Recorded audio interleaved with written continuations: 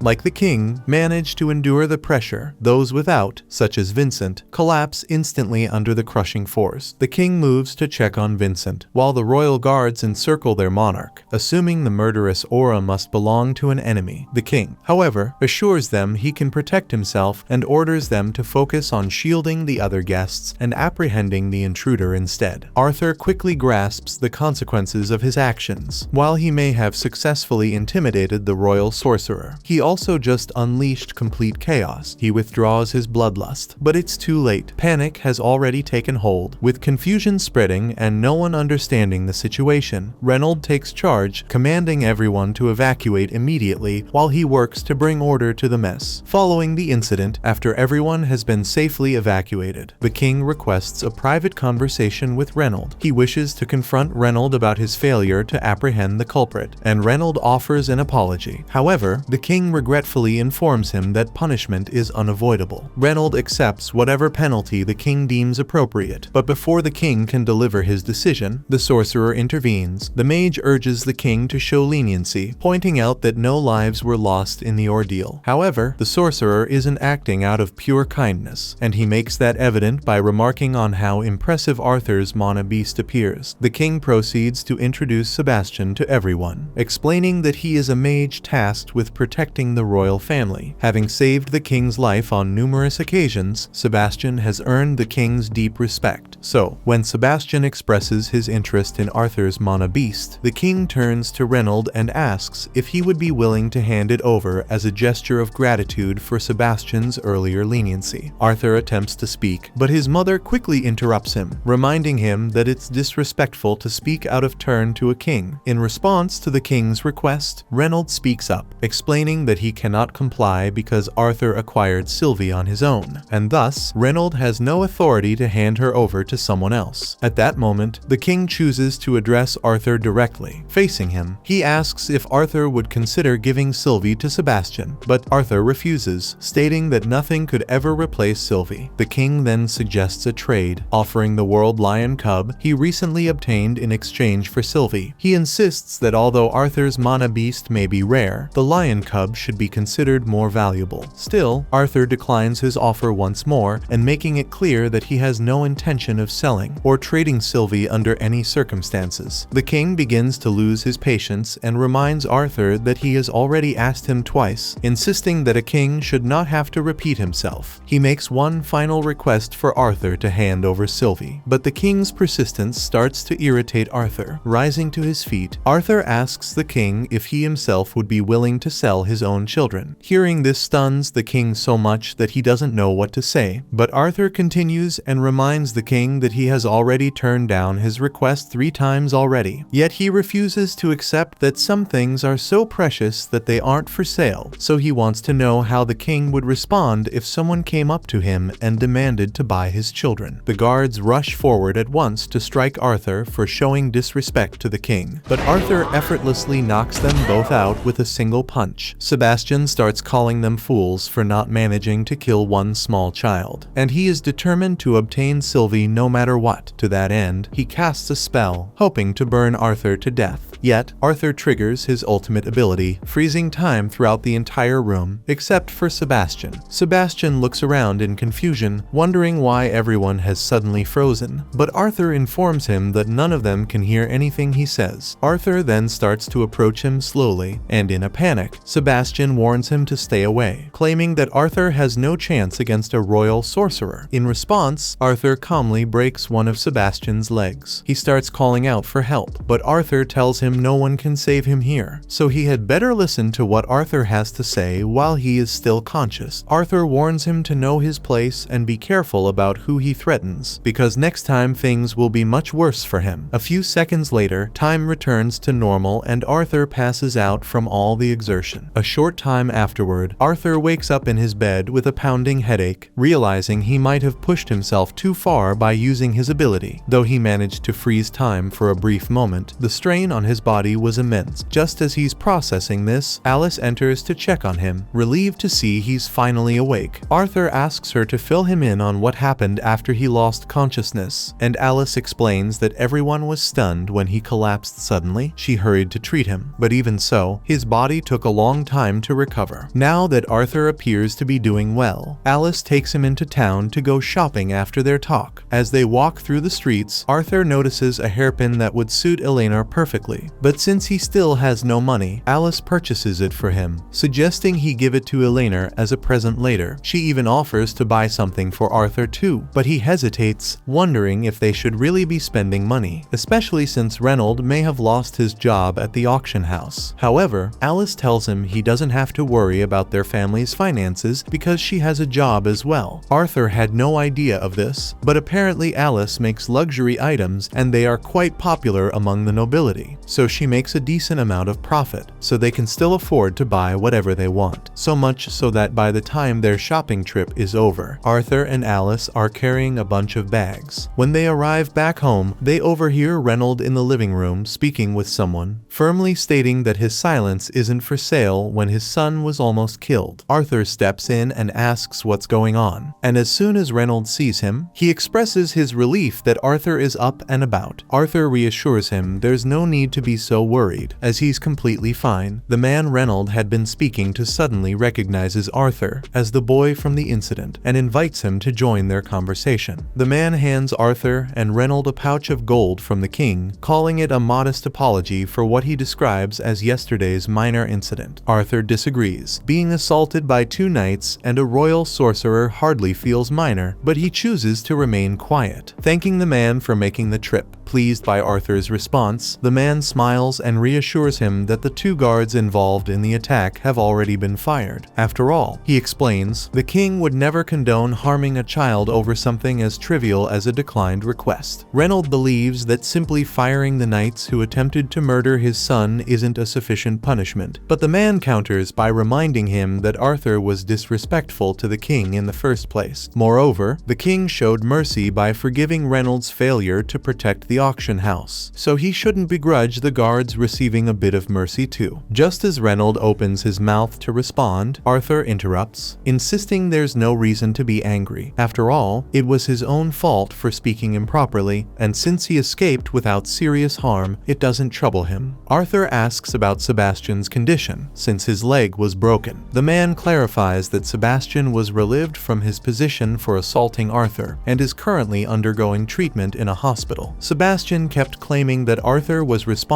for his broken leg, but that seemed ridiculous. After all, no one witnessed Arthur doing it, and they had been watching him the whole time. Instead, the king thinks Sebastian's own spell must have rebounded, accidentally shattering his leg. The king is deeply distressed that such an incident occurred, which is why he's making such an effort to offer an apology. The man admits that Arthur is a skilled and naturally gifted young man, but he also cautions him to watch his words when dealing with those in authority. After all, not everyone is as lenient as the king. Arthur and Reynold graciously accept the apology, and once the man departs, Reynold gives every last coin to Arthur. Arthur questions whether Reynold is certain about handing over the money, but Reynold insists it's only right. After all, Arthur was the one who endured the real risk. Not to mention, he'll need funds if he intends to accomplish anything in the days ahead. The events of the day have been a stark reminder for Arthur, though he may have once ruled as a king in his past life. Here, he's still just a powerless child. If he wants to stand against political influence, he'll have to gain some of his own. To achieve that goal, the very next morning, he heads straight to the Magic Academy. However, the moment he arrives, he notices an owl. The creature takes flight, and Arthur immediately pursues it, only to realize that it's a trap. Once he's far enough away, he meets an old woman, and she's been waiting for him. As the head of Xyrus Magic Academy, she occupies a position of great prestige. Her influence reaches across many realms, which is why few have the opportunity to meet her in this manner. From Vincent, the director has received numerous positive reports about Arthur, though she isn't the type to take rumors at face value. To determine whether Arthur truly deserves his reputation, she intends to put him to the test. First, she attempts to intimidate him with her overwhelming magical energy, yet Arthur stands firm, unshaken. Still, even though he manages to endure it, he acknowledges that the director's strength is genuinely terrifying, but that's only natural when confronting the individual who wields the most advanced magic in the entire nation. He intends to demonstrate his true potential, proving that Vincent's praise of his skills was no exaggeration. To start, he envelops himself in wind magic. At the same time, he manipulates earth magic to lift several rocks from the ground. Then, using the wind to accelerate their speed, he hurls the rocks toward the director, only for her to effortlessly deflect them with a single hand. In the next moment, Arthur summons multiple flaming knives behind the director's back. Yet, before even a single one can strike, she effortlessly scatters them all with a burst of wind magic. Stunned by how casually she counters every attack, Arthur's frustration grows, leading him to recklessly rush forward. But before he can close the distance, a powerful gust of wind erupts from the director, sending him tumbling backward. Arthur crashes to the ground, the outcome undeniable. In his current state, defeating the director was never within his reach. Yet despite his loss, the director isn't displeased with how he fought. She acknowledges his remarkable talent, but points out his tendency to overestimate himself, which led him to believe he could overpower her. To truly show him the extent of her strength, the director declares that Arthur's final trial will be simply remaining conscious after enduring her next strike. With both arms raised, she releases a devastating pulse of sound magic directly at him. The force is overwhelming. Nearby boulders fracture instantly, and Arthur's ears ring violently, pushed to their very limit. Yet Arthur grits his teeth and holds his ground, refusing to fall even as the assault continues. The director finds herself genuinely amazed by his stubborn endurance, so much so that she considers personally mentoring him. But before accepting, Arthur has some terms of his own to lay out. He approached her solely because she holds the power and influence necessary to protect his loved ones. He tells her that if she can guarantee the safety of his family and friends, he'll agree to join the academy and submit to her guidance. The director is taken aback by Arthur's boldness, as the offer clearly favors him. However, Arthur is confident in his own value, and the director can't deny it. Knowing students with his talent are rare, just as the director is ready to accept his terms, Arthur brings up one final condition. He explains to the director that he'll only enroll once he meets the official age requirement, as he prefers to be around peers his own age. The director questions his decision, pointing out that this would push back his enrollment by 3 full years. However, Arthur responds by saying he intends to live his life to the absolute fullest. To achieve that, his goal is to become an adventurer and journey across the entire continent. The director can see that Arthur is unwavering in his decision, so she knows there's no chance of persuading him otherwise. She asks whether he's already discussed this choice with his parents, but Arthur admits he still needs to go home and talk to them first. The director then tells him that if he can secure his parents' approval, she'll accept all of his conditions. However, the moment Arthur arrives home and announces his plan to become an adventurer, Alice shuts it down immediately, refusing to allow it. Reynolds pleads with her to at least hear Arthur out, but Alice refuses. Arthur has only just returned after being away for years, and she can't bear the thought of losing him again. Reynolds tries to ease the tension by suggesting a compromise. What if Arthur had a guardian to accompany him on his travels? Still, Alice isn't willing to accept. That's when Arthur steps in, assuring her that he won't be gone nearly as long as he was before. Arthur explains that his adventures will only take him away for short periods, allowing him to return home every few months to see them. This reassurance makes Alice relax slightly. Plus, Arthur clarifies that he doesn't plan to leave right away. He still wants to spend more time enjoying life at home before leaving, but he also feels the need to travel across the Decathan continent, as there's still so much he doesn't fully understand. Besides, staying here and training alone for years would be incredibly boring. He wants a chance to put his skills to the test in real situations. Alice isn't as against the idea of Arthur adventuring now, but her concern hasn't completely faded. She makes him swear that he won't hide anything from her. Arthur agrees to be totally open with her, though deep down, he knows there are plenty of things he'll still have to keep from his family. Moving forward, Reynolds still believes having a guardian for Arthur is a smart move, given how risky adventuring can be, so he reaches out to his friends to see if any of them would be willing to take on the responsibility. Unfortunately, he doesn't have much to offer in terms of payment, but he assures them that he'll find another way to repay their kindness. However, the members of Twin Horn tell him not to worry about money. They're all friends, and they'd be more than happy to give up some of their time to support Arthur. However, Adam immediately refuses. He despises babysitting duties, and he's genuinely concerned that he and Arthur might fight, so much so that Arthur could end up killing him one night. The others nod in agreement, admitting it's a terrible idea since Adam is so irritating that Arthur might actually be tempted to kill him. At that moment, Jasmine lifts her hand and volunteers for the job instead. Everyone is caught off guard by this, especially since they all know Jasmine dislikes protection jobs even more than Adam does. But she says that if it's for Arthur, she's willing to take it on. Reynolds is thankful for her offer, and with that, the decision is made. Like Arthur, Jasmine is an augmenter, and she's recently advanced to the light orange stage. On top of that, she gets along great with Arthur, making her an ideal choice for a role like this. Now that Arthur's guardian has been chosen, Arthur asks Reynolds if he can stop by the auction house because he still needs to pick out a sword, and Reynolds has no problem with it, so he puts in a request with Vincent. The following day, Arthur meets with Vincent and explains that he needs a sword for his adventurer admissions test. Vincent tells him he's welcome to browse as much as he wants. With so many swords in Vincent's collection, it's clear it'll take a while to go through them all. By the time dinner rolls around, Arthur still hasn't returned. Alice begins to grow anxious and considers whether she should go search for Arthur. Reynolds reassures her that selecting the right weapon takes time, so it's better to just wait patiently for him to make his choice. Meanwhile, Arthur is deep in frustration. He's examined countless swords by now, yet not a single one has managed to spark his interest. Most sword fighters in this world are augmenters, so the swords available are usually double-handed blades or really big one-handed blades, and that won't work for Arthur since his small body can't handle a weapon like that. Just then, Sylvie gets Arthur's attention and leads him over to a stick she found on the ground. Arthur doesn't understand why Sylvie is so fixated on the staff, but he decides to pick it up anyway. To his surprise, it's much heavier than it appears. He also notices that it feels unbalanced, nothing like a normal staff, as if there's a blade hidden inside. Curious, Arthur tugs on what looks like a handle, trying to draw it. After channeling a bit of mana into it, glowing letters suddenly flash before his eyes, and the sword begins to slide free from its sheath. This is the first time Arthur has seen a sword with a blade like this, so he takes a few practice swings, but it's too heavy for his body to handle naturally. However, even with the weight, the sword's quality is still good enough that Arthur is able to effortlessly cut a barrel in half. While Arthur is inspecting the blade, the sword suddenly zaps his hand, so he accidentally drops it. But when he picks it up again, he immediately notices something different. The weapon now feels perfectly balanced, and its size and shape seem to fit his body flawlessly. Arthur is intrigued, especially since, in his past life as a king, he had owned many exceptional swords, yet none of them had ever felt as tailored to him as this one does. He then decides to try it out on another barrel, and he is easily able to destroy it in one swing. Just then, Vincent and Reynold all walk in because Arthur has been gone for an awfully long time and dinner is starting to get cold. They ask Arthur if he has found the sword that he likes yet, but Arthur hasn't made up his mind yet, so he takes a random sword and says this is his choice. Reynold picks up the sword and, after giving it a quick test, realizes there's nothing particularly special about it. Still, if Arthur insists that this is the one he wants, Vincent tells him he's welcome to take it. At that moment, Vincent spots the staff attached to Arthur's hip and questions him about it. Arthur quickly comes up with an excuse, explaining that it's just an ordinary old staff he came across, and he only intended to use it for a few practice swings since it's clearly not a sword. Vincent, surprised, mentions that he wasn't even aware he had a staff like that in his warehouse, so he instructs Jameson to double-check the inventory. Jameson informs him that an old man just threw the staff at him one day after saying it was worthless. By all appearances, it's just a sturdy staff, and even after taking it to many appraisers, they all told him it was just a regular staff, but it was a cool-looking staff, so Jameson decided to store it in the warehouse. Arthur begs Vincent to let him keep the staff, and since Vincent isn't sure what to do with it himself, he allows Arthur to take it too. Over the next few weeks, Arthur cherishes the moments he shares with his loved ones, all while getting ready for his upcoming journey. Before he even realizes it, Arthur's 9th birthday arrives, a celebration is thrown in his honor, and later, everyone comes together to present him with their gifts. The first present Arthur unwraps is a glove from Alice, embedded with gems infused with healing magic. It's something he can use if he ever gets hurt. Next is Vincent's gift. He presents Arthur with a pair of rings, explaining that they're meant to ease Alice's worries. Essentially, Alice's ring will alert her if Arthur's mana drops to a critical level, it'll glow, signaling that he needs help. The last present comes from Adam, a magical scroll capable of transmitting sound. With it, Arthur can record a message and send it back home, allowing Alice to reply. Grateful, Arthur thanks everyone for the amazing gifts. Since he's set to depart the next day, he makes sure they all know just how much he values everything they've done for him. Alice pleads with him to stay safe while he's away. She tells him it doesn't matter if he becomes powerful or wealthy. All she truly cares about is him coming back unharmed. That evening, Arthur gathers and organizes all his equipment. Though his heart aches at the thought of parting with his family so soon, he's determined to become stronger, to ensure he'll never have to lose them. To achieve that goal, he knows he must seek out new experiences and grow stronger. Once everything is packed and prepared, he makes his way downstairs, where his family gathers for their last farewells. Reynold gives him a firm warning. While Arthur may be skilled, he shouldn't let overconfidence lead him into danger. Yet Reynold also makes sure Arthur understands that through all his travels, the family will be cheering him on without fail. With that, Arthur bids farewell to his mother and father. The moment he steps outside, he finds Jasmine standing there, ready and waiting for him. Arthur begins his path to becoming an adventurer by getting officially registered. He and Jasmine go directly to the Xyrus Adventurers Guild, where Arthur enrolls for the rank assessment exam. Though unfamiliar with a procedure, after signing up, a guild staff member guides him to another room. Seeing Jasmine's expression, Arthur feels optimistic about how things are progressing. Arthur wears a mask as an adventurer to avoid making enemies who might later target his family. He also doesn't want his family's reputation to affect his rank evaluation. However, since Jasmine isn't a class adventurer, her influence could still play a role. The two are introduced to Caspian Bladeheart, the guild leader, who explains to Arthur that he would normally need to pass a written test and have his mana core evaluated before the official rank assessment. However, because Jasmine is vouching for him, and Caspian is well acquainted with her father, he's willing to make an exception. Since Arthur is is hiding his identity behind a mask. Caspian says he doesn't need to use his real name for the registration, but he will need to come up with an alias. Arthur then chooses Note as his official adventure name. Once everything is arranged, Caspian instructs Arthur and Jasmine to follow him to the arena for the assessment. On the way, Arthur questions Jasmine about her relationship with the guild master, noting how helpful he's been. Jasmine admits she's familiar with Caspian, but clarifies that it's actually her father who has strong ties to the guild, not her. Upon reaching the assessment arena, the doors swing open to reveal an ongoing battle between two mages, Diane, a young water mage, and her instructor midway through her evaluation exam. Arthur watches as their clash unfolds before him. Diane launches a blast of water at the instructor, but he effortlessly counters it and disappears in a cloud of steam. Before she can react, he suddenly reappears behind her and taps her on the head. While he commends Diane's impressive casting speed, he notes that her defense is severely lacking, placing her in the C-class rank. Diane looks thrilled with the result, and Jasmine explains that earning a C-class at her age is a notable achievement for a mage. Next is a boy named Elijah Knight, but before he can even start, the instructors ask him to hold on for a moment. After a quick discussion among themselves, they decide to let him skip the exam entirely and declare him a B-class adventurer. The unexpected announcement stuns everyone watching, including Jasmine and Arthur, but since there's no valid reason to object, the evaluations proceed as planned. The next examinee is an arrogant young boy named Lucas Wykes. Though his haughty attitude irritates the instructor, she can't ignore his remarkable talent. Despite being only 11 years old, he's already reached the light orange stage in his monocore, a nearly impossible feat for his age. Arthur observes Lucas's pointed ears, which remind him of Tesha, leading him to conclude the boy must be an elf. However, it's unusual to encounter an elf in the heart of a human kingdom. The moment the exam starts, Lucas raises his staff and chants, summoning a flaming guardian to assault the instructor. Yet, with a single earth spell, she shatters it effortlessly. Lucas dashes up a rock pillar, slams his staff down, and unleashes a massive firestorm into the air, but the spell is so powerful that he can't control it. In a matter of seconds, Lucas loses control of his flames and almost ends up getting caught in his own explosion. The instructor quickly steps in, using her earth magic to snuff out the fire. When it's all over, Lucas is unharmed, but in the process his ego was hurt. The instructor compliments Lucas on his impressive power. However, Lucas is too bitter about his loss to pay attention to any of her feedback, and in a fit of frustration, he suddenly attempts to launch a surprise attack while she's still explaining his mistakes. Luckily, Arthur quickly drops his sword to deflect the spell, and the instructor realizes that Lucas is a hopeless case with no sense of responsibility. She gives him a B rank, seeing his complete lack of self-discipline. Lucas erupts in anger, shouting about getting his father involved, but the instructor just grabs him by the collar and hauls him out of the arena. Now it's Arthur's turn for evaluation, and he steps forward, deciding to stop holding back. He finally takes the test seriously. The sheer intensity of his aura is so overwhelming that the instructor immediately shifts into a defensive stance. At that moment, Caspian steps into the arena and announces that he'll be handling Arthur's assessment himself. The instructor hesitantly questions if that's appropriate, pointing out that having a double-a-class adventurer like Caspian is a bit excessive for a simple exam. But Caspian reassures him, saying it'll just be a light spar. Caspian turns to Arthur and asks if he's alright with the arrangement. Arthur hadn't anticipated facing one of the guild's top fighters that day, but he's excited for the challenge. After the shortened match, Arthur is officially registered as a B-rank adventurer, marking the beginning of his journey and the start of a new chapter in his life. Meanwhile, the two instructors head to Caspian's office and question him about the unusually high number of B-rank adventurers this year, especially since they're all children. Caspian calmly explains that 6 months ago, a youth cultural exchange occurred. Though it wasn't publicly announced, some children from other races were granted official certifications, permitting them to become adventurers in Sapin. Lucas Wykes falls into this category. His half-elf heritage is obvious. Despite his rule-breaking, the Wykes family's clout might eventually secure him a promotion. However, since the Wykes lineage is purely human, it's probable that Lucas was born to an enslaved elf. As for Elijah Knight, the instructors weren't given any details about him, and he was promoted to B class without taking the test. However, that's only because he has a powerful connection vouching for his abilities, so Caspian's hands are tied and there's nothing he can do about it. The instructors ask who's backing Elijah, and Caspian explains that Elijah is a human raised in the dwarf kingdom. He was sent as a representative to get used to living among humans, but the guild has limited authority when it comes to dealing with him. Arthur was the last among the examinees, and the instructors still find it puzzling that Caspian insisted on evaluating him personally. Yet the truth is, Caspian knows nothing about Arthur, not even his real identity. The only thing he's sure of is that Arthur doesn't represent any of the kingdoms. Still, Caspian suspects that Arthur must have some influential ties, given that his guardian is the daughter of the renowned Flamesworth family. On top of that, the way Arthur handles a sword is reminiscent of a seasoned master.